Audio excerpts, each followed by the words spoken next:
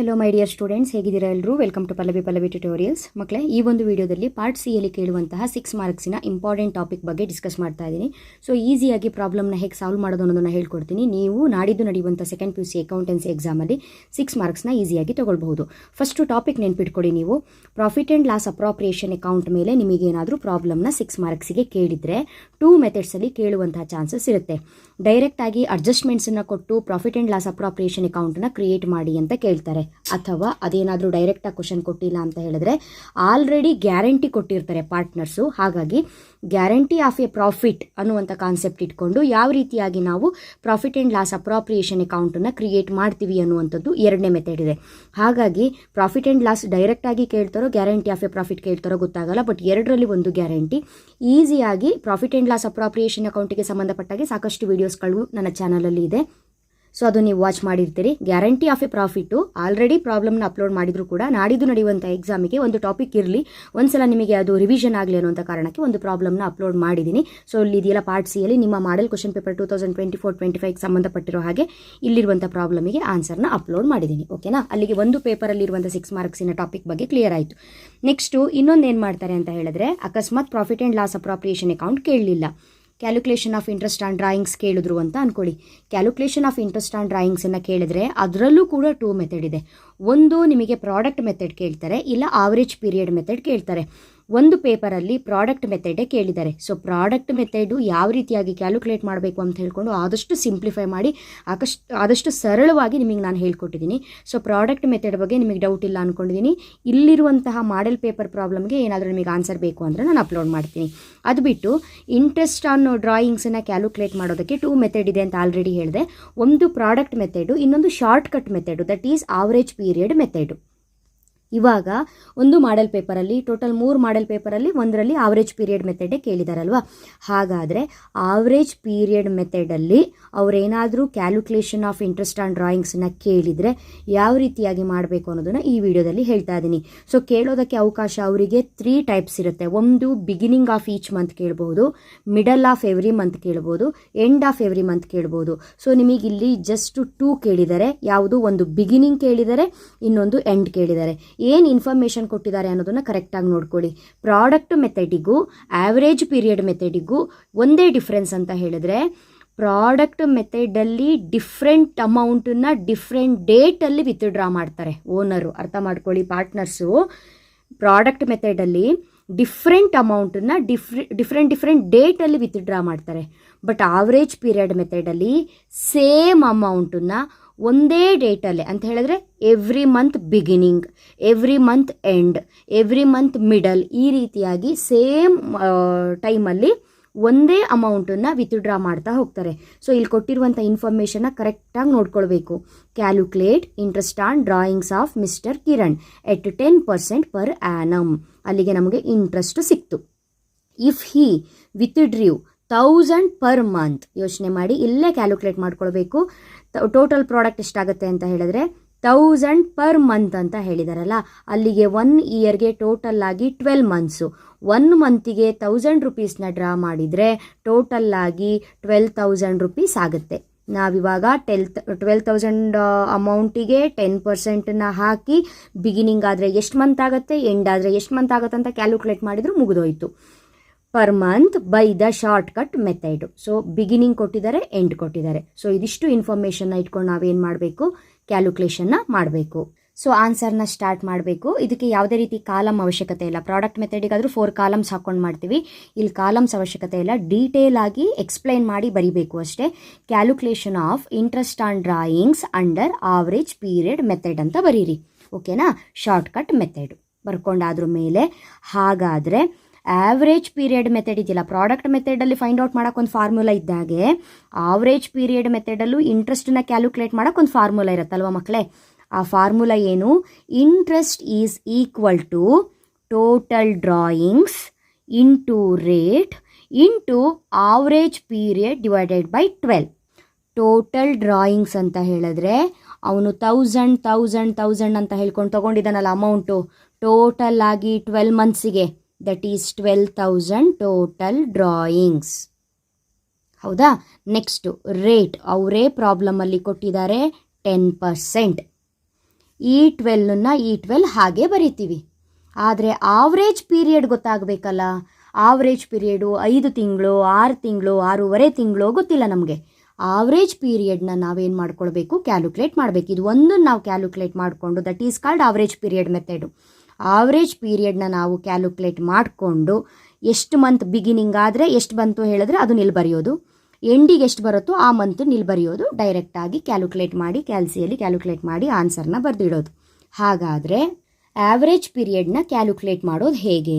First business start ಆಗೋದು ಏಪ್ರಿಲಿಂದ. April, May, June, July, August, September, October, ಈ ರೀತಿ ಏಪ್ರಿಲಿಂದ ಮಾರ್ಚ್ವರೆಗೂ ಎವ್ರಿ ಮಂತು ಬರ್ಕೊಳ್ಳಿ. ಏಪ್ರಿಲಿಗೆ ಬಿಸ್ನೆಸ್ ಸ್ಟಾರ್ಟ್ ಆಗುತ್ತೆ, ಮಾರ್ಚಿಗೆ ಎಂಡ್ ಆಗುತ್ತೆ, ಬರ್ಕೊಳ್ಳಿ.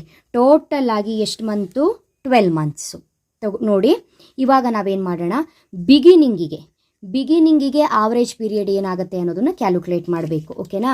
ಬಿಗಿನಿಂಗಿಗೆ ಆವ್ರೇಜ್ ಪೀರಿಯಡ್ ಕ್ಯಾಲ್ಕುಲೇಟ್ ಮಾಡೋದು ಅಂತ ಹೇಳಿದ್ರೆ ಬಿಗಿನಿಂಗ್ ಡೇಟ್ ಎಷ್ಟಪ್ಪ? 1/4. ಹೌದಾ? ಬಿಗಿನಿಂಗ್ ಡೇಟ್ ಯಾವತ್ತಿದ್ರೂ ಕೂಡ 1/4. ಬಿಗಿನಿಂಗ್ ಅಂತ ಹೇಳಿದ್ರೆ ಏಪ್ರಿಲ್ 1ಗೆ 1000 ರೂಪೀಸ್ ತೊಗೊಂಡಿದ್ದೀರಿ. ಏಪ್ರಿಲ್ ಮಂತು ಕ್ಯಾಲ್ಕುಲೇಷನಿಗೆ ಬಂತು. ನೆಕ್ಸ್ಟ್ ಏಪ್ರಿಲ್ ಆದ್ರ ಮೇಲೆ ಮೇಗೆ 1000, ಜೂನ್, ಜುಲೈ, ಆಗಸ್ಟ್, ಸೆಪ್ಟೆಂಬರ್, ಅದೇ ರೀತಿ ಮಾರ್ಚ್ 1ನಿಗೂ ಕೂಡ 1000 ತೊಗೊಂಡಿದ್ರಿ. ಟೋಟಲ್ ಆಗಿ 12 ಮಂತ್ಸು 1000 ಅಂತ ಹೇಳಿದ್ರು. ಟೋಟಲ್ ಆಗಿ ನೀವೆಷ್ಟು ತೊಗೊಂಡ್ರಿ? 12,000 ತೊಗೊಂಡ್ರಿ. ಹೌದಾ? ಅಂದರೆ ಬಿಗಿನಿಂಗ್ ಡೇಟ್ ತೊಗೊಂಡ್ರೆ ಟೋಟಲ್ ಆಗಿ 12 ಮಂತೇ ಬರುತ್ತೆ. ಈ 12 ಮಂತನ್ನು ನಾವೇನಂತ ಕರಿತೀವಿ ಅಂದರೆ ಲಾಂಗೆಸ್ಟ್ ಪೀರಿಯಡ್ ಅಂತ ಕರಿತೀವಿ ಈ 12 ಮಂತನ್ನು. ಮತ್ತು ಶಾರ್ಟೆಸ್ಟ್ ಪೀರಿಯಡ್ ಅಂತ ಹೇಳಿದ್ರೆ ಈ ಟೋಟಲ್ ಆಗಿ ಬಿಗಿನಿಂಗ್ ತೊಗೊಂಡಿರೋದಲ್ಲ, ಟೋಟಲ್ ಆಗಿ ಎಷ್ಟು ಮಂತ್ ಬಂತು? 12 ಮಂತ್ ಬಂತು. ಇದು ಲಾಂಗೆಸ್ಟು. ಹಾಗಾದರೆ ಅತಿ ಕಡಿಮೆ ಇಂಟ್ರೆಸ್ಟ್ ಬೀಳುವಷ್ಟು ಮಂತ್ ಯಾವುದು? ಜಾಸ್ತಿ ಬೀಳೋದು 12 ಮಂತ್ ಬಿದ್ದು ಬಿಡುತ್ತೆ ಇಂಟ್ರೆಸ್ಟು. ಅರ್ಥ ಆಗ್ತಿದೆಯಾ ತಗೊಂಡಿರೋ ಡ್ರಾಯಿಂಗ್ಸಿಗೆ? ಕಡಿಮೆ ಅಂತ ಹೇಳಿದ್ರೆ ಎಷ್ಟು ಮಂತ್ ಬೀಳುತ್ತೆ? 1 ಮಂತು. ಮಾರ್ಚ್ 1ನಿಂದ ಮಾರ್ಚ್ 31ವರೆಗೆ ಎಷ್ಟಾಗತ್ತೆ? 1 ಮಂತ್ ಆಗುತ್ತೆ. ಅಂದರೆ ಶಾರ್ಟೆಸ್ಟ್ ಪೀರಿಯಡು 1 ಮಂತ್ ಅಂತ ಆಯಿತು. ಇದು ನೀವು ಬಿಗಿನಿಂಗಲ್ಲಿ ತೊಗೊಂಡ್ರೆ. ಅದೇ ಇವಾಗ ನೀವು ಬಿಗಿನಿಂಗ್ ತೊಗೊಂಡಿಲ್ಲ ಅಂತ ಅಂದ್ಕೊಳ್ಳಿ, ಎಂಡ್ ತೊಗೊಂಡಿದ್ದೀರಿ. ಏಪ್ರಿಲ್ 30, ನೆಕ್ಸ್ಟು ಮೇ 31, ಜೂನ್, ಅದೇ ರೀತಿ ಜುಲೈ, ಆಗಸ್ಟ್, ಸೆಪ್ಟೆಂಬರ್, ಅದೇ ರೀತಿ ಎಂಡ್ ಮಾರ್ಚ್ವರೆಗೂ ಕೂಡ, ಮಾರ್ಚ್ 31ವರೆಗೂ ಕೂಡ 1000 ತಗೊಂಡಿದ್ದೀರಿ ಅಂತ ಅಂದ್ಕೊಳ್ಳಿ. ಇಲ್ಲಿ ಎಂಡಲ್ಲಿ ತೊಗೊಂಡ್ರೆ ಈ ಮಂತ್ ಕ್ಯಾಲ್ಕುಲೇಷನಿಗೆ ಬರುತ್ತಾ? ಏಪ್ರಿಲ್ 30ಕ್ಕೆ ತೊಗೊಂಡಿದ್ದೀರಿ. ಏಪ್ರಿಲ್ 30ಕ್ಕೆ ತೊಗೊಂಡ್ರ ಮೇಲೆ ಆ ಮಂತ್ ಇಂಟ್ರೆಸ್ಟ್ ಕಟ್ಟೋ ಅವಶ್ಯಕತೆಯೇ ಇಲ್ಲ. ಹಾಗಾದರೆ ನೀವು ಟೋಟಲ್ ಆಗಿ ಎಷ್ಟು ಮಂತಿನ ಇಂಟ್ರೆಸ್ಟನ್ನು ಕಟ್ಟಬೇಕು? 11 ತಿಂಗಳಿಂದ ಇಂಟ್ರೆಸ್ಟನ್ನು ಕಟ್ಟಬೇಕು. ಯಾಕಂತ ಹೇಳಿದ್ರೆ ಏಪ್ರಿಲ್ ಲೆಸ್ಸು, ಏಪ್ರಿಲ್ ಇಲ್ಲ, ಅಲ್ಲಿಗೆ ನೀವು ಎಷ್ಟು ಕಟ್ಟಬೇಕಾಗತ್ತೆ? 11 ತಿಂಗಳು ಇಂಟ್ರೆಸ್ಟನ್ನು ಕಟ್ಟಬೇಕು. ಯಾವಾಗ? ಎಂಡ್ ತೊಗೊಂಡ್ರೆ. ಈ ಇಂಟ್ರೆಸ್ಟಿಗೆಲ್ಲ ನೀವು ತೊಗೊಂಡಾಗ ಯೋಚನೆ ಮಾಡಿ, ಅದನ್ನು ಇನ್ ಜನರಲ್ ಯೋಚನೆ ಮಾಡಿ. ಏಪ್ರಿಲ್ ಎಂಡಿಗೆ ತೊಗೊಂಡ್ರೆ ಏಪ್ರಿಲ್ ಎಂಡಿಂದು ನೀವು ಇಂಟ್ರೆಸ್ಟ್ ಕಟ್ಟೋದು ಬೇಡ, ಮೇಯಿಂದ ಅದು ಕ್ಯಾಲ್ಕುಲೇಷನಿಗೆ ಬರುತ್ತೆ. ಸೊ ಅಲ್ಲಿಗೆ ಏನಾಯಿತು? 11 ತಿಂಗಳು ಕಟ್ಟಬೇಕು ನೀವು. ವರ್ಷಕ್ಕೆ 12 ತಿಂಗಳು, ಏಪ್ರಿಲ್ ಎಂಡ್ ತೊಗೊಂಡಿರೋದ್ರಿಂದ 11 ತಿಂಗಳು ಕಟ್ಟಬೇಕು. 11 ತಿಂಗಳು ಲಾಂಗೆಸ್ಟ್ ಪೀರಿಯಡ್. ಅತಿ ಹೆಚ್ಚು ಎಷ್ಟು ತಿಂಗಳು ಅಮೌಂಟನ್ನು ಕಟ್ಟಬೇಕು, ಇಂಟ್ರೆಸ್ಟ್ ಕಟ್ಟಬೇಕು? 11 ತಿಂಗಳು ಲಾಂಗೆಸ್ಟ್ ಪೀರಿಯಡ್. ಇದರಲ್ಲೂ ಕೂಡ ಶಾರ್ಟೆಸ್ಟ್ ಪೀರಿಯಡ್ ಅಂತ ಬರುತ್ತೆ. ಶಾರ್ಟೆಸ್ಟ್ ಪೀರಿಯಡ್ ಅಂತ ಹೇಳಿದ್ರೆ ಎಂಡ್ ಆಗಿರೋದ್ರಿಂದ ಮಾರ್ಚ್ 31 ಆದ್ರ ಮೇಲೆ ನೆಕ್ಸ್ಟ್ ಡೇನೇ ಇಲ್ಲ. ಹಾಗಾಗಿ ಶಾರ್ಟೆಸ್ಟ್ ಪೀರಿಯಡು ಎಂಡಿಗೆ 0. ಇದಿನ್ನೇನು ಚೇಂಜ್ ಆಗುತ್ತೆ ಅಂತ ಹೇಳಿದ್ರೆ, ಈ ಪ್ರಾಬ್ಲಮಲ್ಲಿ ಕೊಟ್ಟಿಲ್ಲ, ಬಟ್ ನಾನು ನಿಮಗೆ ಅರ್ಥ ಮಾಡಿಸ್ಲಿಕ್ಕೆ ಹೇಳ್ತಾ ಇದ್ದೀನಿ. ಮಿಡಲ್ ಏನಾದರೂ ತೊಗೊಂಡ್ರು ಅಂತ ಅಂದ್ಕೊಳ್ಳಿ, ಮಿಡಲ್ ಮಂತಲ್ಲಿ. ಹೌದಾ? ಅಂದರೆ ಏಪ್ರಿಲ್ 15, ಮೇ 15, ಜೂನ್ 15, ಅದೇ ರೀತಿ ಮಾರ್ಚ್ 15ಕ್ಕೂ ತೊಗೊಂಡ್ರು ಅಂತ ಅಂದ್ಕೊಳ್ಳಿ. ಈಗ ನೀವು ನೋಡಿ, ಏಪ್ರಿಲ್ 15ಕ್ಕೆ ತೊಗೊಂಡ್ರೆ ಏಪ್ರಿಲ್ 15ರಿಂದ ಮೇ 15, ಮೇ 15ರಿಂದ ಜೂನ್ 15, ಜೂನ್ 15ರಿಂದ ಜುಲೈ 15, ಇದೇ ರೀತಿ ತಗೊಳ್ತಾ ಕೊನೆಗೆ ಎಲ್ಲಿವರೆಗೆ ಬರುತ್ತೆ? ಮಾರ್ಚ್ 15ರವರೆಗೆ ಬರುತ್ತೆ. ಅಲ್ಲಿಗೆ ಟೋಟಲ್ ಆಗಿ ಎಷ್ಟು ತಿಂಗಳಾಗತ್ತೆ? ಇಲ್ಲಿ ನೋಡಿ, 15ರಿಂದ 15 1 ಮಂತ್, 2, 3, 4, 5, 6, 7, 8, 9, 10, 11 ಮಂತ್ ಆಯಿತು. ಹೌದಾ?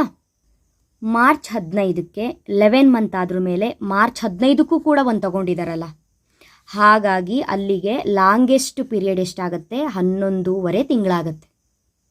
ಯಾಕಂದರೆ ಮಿಡಲಲ್ಲಿ ತೊಗೊಂಡಿರೋದ್ರಿಂದ 15 ದಿನ ಲೆಸ್ಸು. ಅಲ್ಲಿಗೆ 11.5 ತಿಂಗಳು ತೊಗೊಂಡಂಗಾಯಿತು. ಇದು ಲಾಂಗೆಸ್ಟ್ ಪೀರಿಯಡು.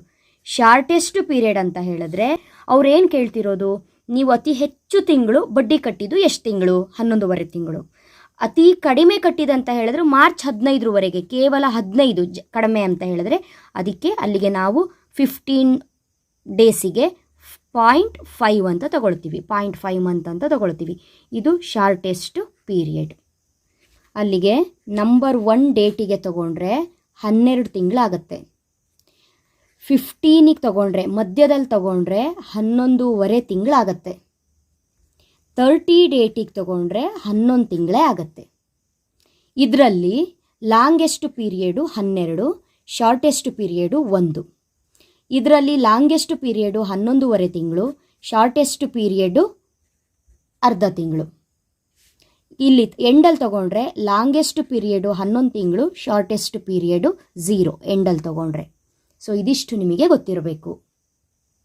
ಇವಾಗ ಪ್ರಾಬ್ಲಮಲ್ಲಿ at the beginning of each month, ಅವರೇ ಕ್ವಶನ್ ಕೇಳಿದಾರಲ್ಲ, at the beginning of each month ಅಂತ ಕೇಳಿದ್ದಾರೆ. ಫಸ್ಟ್ ಏನು ಮಾಡಬೇಕು, at the beginning of each month ಅಂತ ಬರ್ಕೊಳ್ಳೋದು. ಬರ್ಕೊಂಡಾದ್ರ ಮೇಲೆ ಒಂದು ಫಾರ್ಮುಲಾ ಬರ್ಕೊಳ್ಬೇಕು. ಯಾಕಂದರೆ ಇದು ಮೇನ್ ಕ್ಯಾಲ್ಕುಲೇಷನ್ ಫಾರ್ಮುಲಾ. ನಮಗೆ ಟೋಟಲ್ ಡ್ರಾಯಿಂಗ್ಸ್ ಗೊತ್ತು, ರೇಟ್ ಗೊತ್ತು, ಆವ್ರೇಜ್ ಪೀರಿಯಡು ಡಿವೈಡ್ ಬೈ 12 ಅಂತ ಫಾರ್ಮುಲಾ ಗೊತ್ತು. ಆದರೆ ನಾವೀಗ ಕ್ಯಾಲ್ಕುಲೇಟ್ ಮಾಡಿದ್ದೆ ಆವ್ರೇಜ್ ಪೀರಿಯಡ್ನ ಕ್ಯಾಲ್ಕುಲೇಟ್ ಮಾಡೋದು ಹೇಗೆ ಅಂತ ತಿಳ್ಕೊಳ್ಳೋಕ್ಕೆ ಎಕ್ಸ್ಪ್ಲನೇಷನ್ ನೋಡಿದ್ದು. ಸೊ ಹಾಗಾಗಿ ಆವ್ರೇಜ್ ಪೀರಿಯಡ್ ಕಂಡುಹಿಡಿಯೋದು ಹೇಗೆ, ಬಿಗಿನಿಂಗ್ ಆದರೆ at the beginning of each month ಅಂತ ಬರ್ಕೊಂಡು ಆವ್ರೇಜ್ ಪೀರಿಯಡ್ ಕಂಡುಹಿಡಿಯೋ ಫಾರ್ಮುಲಾ ಬರ್ಕೊಳ್ಳೋದು. ಆವ್ರೇಜ್ ಪೀರಿಯಡ್ ಕಂಡುಹಿಡಿಯೋ formula longest period plus shortest period divided by 2. Beginning number 1 ಡೇಟಿಗೆ ಅವರೇನಾದರೂ ಇಂಟ್ರೆಸ್ಟನ್ನು ಅಮೌಂಟನ್ನು ತೊಗೊಂಡು ಇಂಟ್ರೆಸ್ಟನ್ನು ಕಟ್ಟಬೇಕು ಅಂತ ಬಂದರೆ ಡ್ರಾಯಿಂಗ್ಸನ್ನು ಡ್ರಾ ಮಾಡಿದ್ರೆ ಟೋಟಲ್ಲಾಗಿ 12 ತಿಂಗಳು ಕೂಡ ಅವರು ಇಂಟ್ರೆಸ್ಟನ್ನು ಕಟ್ಟಬೇಕು.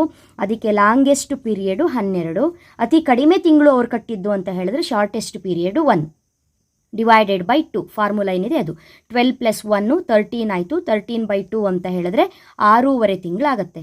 ಅಲ್ಲಿಗೆ ಬಿಗಿನಿಂಗಲ್ಲಿ ಅವರೇನಾದರೂ ಅಮೌಂಟನ್ನು ವಿತ್ಡ್ರಾ ಮಾಡಿದರೆ 12 ತಿಂಗಳು, ಆವಾಗ ಆವರೇಜ್ ಪೀರಿಯಡ್ ಎಷ್ಟು ಬಂತು, 6.5 ತಿಂಗಳು ಬಂತು. ಅದೇ ರೀತಿ ಅವರೇನಾದರೂ ಎಂಡಲ್ಲಿ ಅಮೌಂಟನ್ನು ವಿತ್ಡ್ರಾ ಮಾಡಿದ್ರೆ ಏಪ್ರಿಲ್ ಎಂಡ್, ಮೇ ಎಂಡ್ ಈ ರೀತಿ ಅಮೌಂಟನ್ನು ವಿತ್ಡ್ರಾ ಮಾಡ್ತಾ ಬಂದರೆ ಏಪ್ರಿಲ್ ಮಂತ್ ಒಂದು ಬಿಟ್ಟು ಉಳಿದಿರೋ 11 ತಿಂಗಳು ಕ್ಯಾಲ್ಕುಲೇಷನಿಗೆ ಬರುತ್ತೆ. ಹಾಗಾಗಿ ಲಾಂಗೆಸ್ಟ್ ಪೀರಿಯಡು 11 ತಿಂಗಳು, shortest period 0 divided by 2.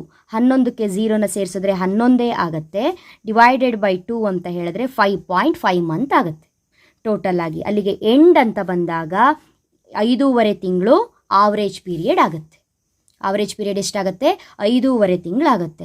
So ಅಲ್ಲಿಗೆ ನೀವು ಇವಾಗ ಏನು ಕನ್ಕ್ಲೂಷನಿಗೆ ಬಂದ್ರಿ, ಬಿಗಿನಿಂಗ್ ಆದರೆ 6.5 ತಿಂಗಳು ಆವ್ರೇಜ್ ಪೀರಿಯಡು, ಎಂಡ್ ಆದರೆ 5.5 ತಿಂಗಳು ಆವ್ರೇಜ್ ಪೀರಿಯಡ್ ಬರುತ್ತೆ.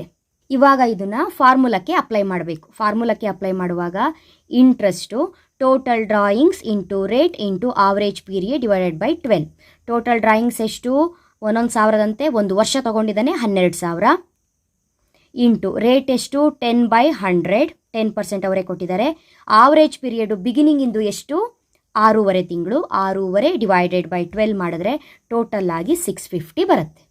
ನೆಕ್ಸ್ಟು ಇದನ್ನೇ at the end of every month ಅಂತ ಬರ್ಕೊಂಡು ಅವ್ರೇನು ಕೊಟ್ಟಿದ್ದಾರೆ ಬಿ ಲೈನು, ಆ ಲೈನನ್ನು ಬರ್ಕೊಂಡು at the end of every month same ಇಂಟ್ರೆಸ್ಟನ್ನು ಕ್ಯಾಲ್ಕುಲೇಟ್ ಮಾಡಬೇಕು.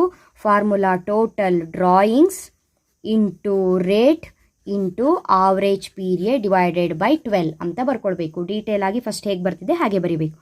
ಟೋಟಲ್ ಡ್ರಾಯಿಂಗ್ಸ್ ಎಷ್ಟು 12,000 into rate 10/100 into average period. Average period ಎಷ್ಟು ಕ್ಯಾಲ್ಕುಲೇಟ್ ಮಾಡಿದ್ದೀವಿ, 5.5 ತಿಂಗಳು ಬರುತ್ತೆ ಅಂತ ತೊಗೊಂಡಿದ್ದೀವಿ. ಹಾಗಾಗಿ ಆವ್ರೇಜ್ ಪೀರಿಯಡು 5.5 ಡಿವೈಡೆಡ್ ಬೈ 12.